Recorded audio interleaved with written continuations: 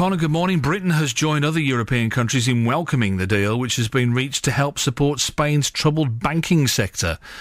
Members of the Eurozone will provide up to 100 billion euros in loans for Spain, but the Spanish Prime Minister is insisting that his country is not being rescued.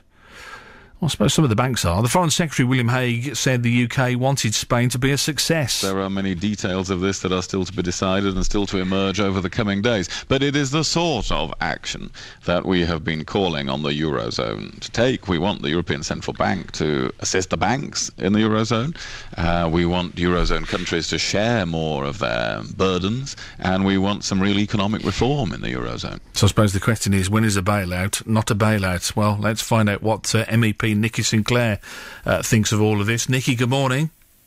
Good morning. It's incredible, isn't it? They were hailing this as a success for the Eurozone. If you have to be bailed out, when is that a success? I mean, I just can't believe the words that are coming out. I can't even believe the words of our own Foreign Secretary who's welcome this, because this is surely just paving up the cracks. How many times have we been here, whether it be Greece, Ireland, Portugal, and now Spain, the fourth largest economy in the Eurozone, who needs a bailout? When's it going to stop? Isn't it just what we did, though? But they're not stupid, Nikki. They're doing it with our money.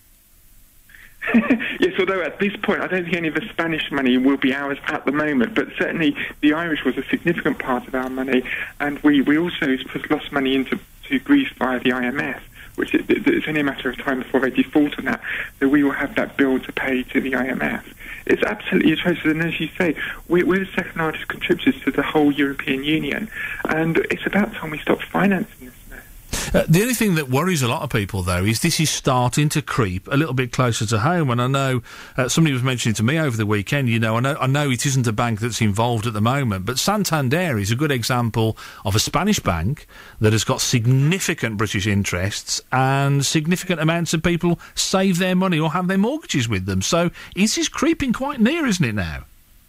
It is, but one thing to say, obviously our government guarantees, regardless if they're a Spanish bank, so just to assure listeners, obviously there are government guarantees, redeposits and so forth, so people's money isn't in jeopardy. But it is, isn't it? Because they're gonna guarantee that with our money, basically. I mean, with the taxpayer, yeah. With taxpayers, yes, that's absolutely true. But what the major threat, I think, to the UK is, where is Europe going now?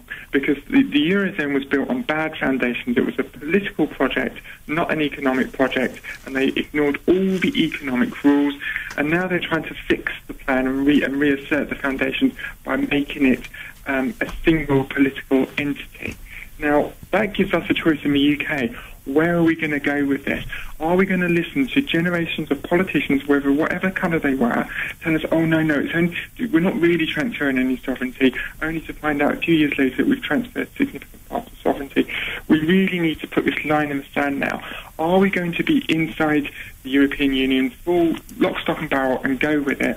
Or are we going to leave? I don't think we can be in this halfway house for much longer. It's actually costing us money, and it's actually damaging our national wealth. But surely, and on the front page of the Times, 8 out of 10 Britons want to vote on Europe, and this is a question. It was on the front page. You'll have probably seen last week. It was quite pertinent that they were saying that now the time is coming near for a vote. But surely, timing is the issue. I mean, can you imagine if we now voted to get to completely withdraw from Europe, what that would do to confidence in the euro for a start? I know we're not in it, but the confidence would be destroyed, wouldn't it?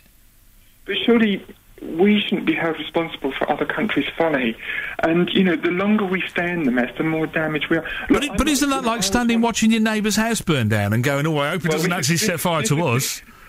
Well, this is what Cameron said, wasn't it, in that debate, when I collected those 100,000 signatures and forced this debate in Parliament last year. That was what Cameron's response was. And I would say, yes, but you'd make sure that your house is secure before going and help your neighbours, wouldn't you? So I'm guessing... And that's what we need to do. I'm guessing that you would say that definitely you're thinking a vote is the way forward, and you'd like to see that happen sooner than rather than later. Well, I think it's the most honest thing, and it's not just for the benefit of the British people. I think it's benefit for the EU as well. We have been dishonest.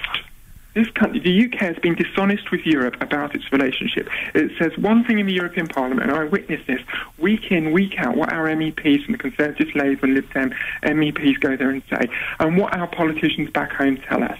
We need an honest relationship with Europe, and it's only the people that can make that mandate. And that's why I've been calling for this referendum now, ever since I've been elected. Nikki, we're going to leave it there. Good to talk to you. Thanks for joining us this morning. That's a local